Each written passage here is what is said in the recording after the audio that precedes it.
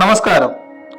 కృష్ణా నది తీరంలో ఇంద్రకీలాద్రి పర్వతంపై కొలువై ఉన్న శక్తి స్వరూపిణి మన విజయవాడ కనకదుర్గమ్మ లక్షలాది మంది భక్తుల ఇలవేల్పు అయిన ఆ అమ్మవారి చరిత్ర, ఆ ఆలయ విశిష్టత గురించి ఈరోజు మనం తెలుసుకుందాం.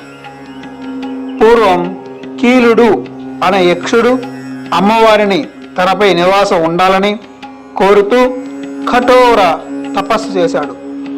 అతని భక్తికి మెచ్చిన అమ్మవారు కీలుడిని పర్వత రూపంలో ఉండమని, కృతయుగంలో అసుర సంహారం తర్వాత అతనిపై నిలిచి ఉంటానని వరమిచ్చింది. ఆ పర్వతమే ఈనాటి ఇంద్రకీలాద్రి. దుర్మార్గుడైన దుర్గమాసురుడు లోకాలను పీడిస్తున్నప్పుడు అమ్మవారు ఆ రాక్షసుడు నుంచి దుర్గగా ఇంద్రకీలాద్రిపై స్వయంభూగా వెలిసింది. ఆ తల్లి బంగారు వర్ణంలో మెరిసిపోతూ భక్తులకు దర్శనమిస్తుంది కాబట్టి కనకదుర్గ అని పిలుస్తారు.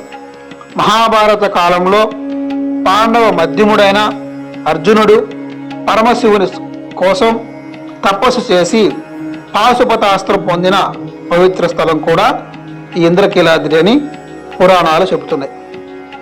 కోరిన కోరికలు తీర్చే కల్పవల్లిగా విజయవాడ నగరానికి తలమానికంగా నిలిచిన ఆ కనకదుర్గమ్మ ఆశీస్సులు మనందరికీ ఎల్లప్పుడూ ఉండాలని కోరుకుందాం. ఓం శ్రీ దుర్గాయే నమః. ఈ వీడియో మీకు నచ్చితే లైక్ చేయండి, మీ కుటుంబ సభ్యులకు బంధుమిత్రులకు షేర్ చేయగలరని కోరుకుంటున్నాము. మరిన్ని ఆధ్యాత్మిక విషయాల కోసం మన ఛానల్ని సబ్స్క్రైబ్ చేసుకోండి.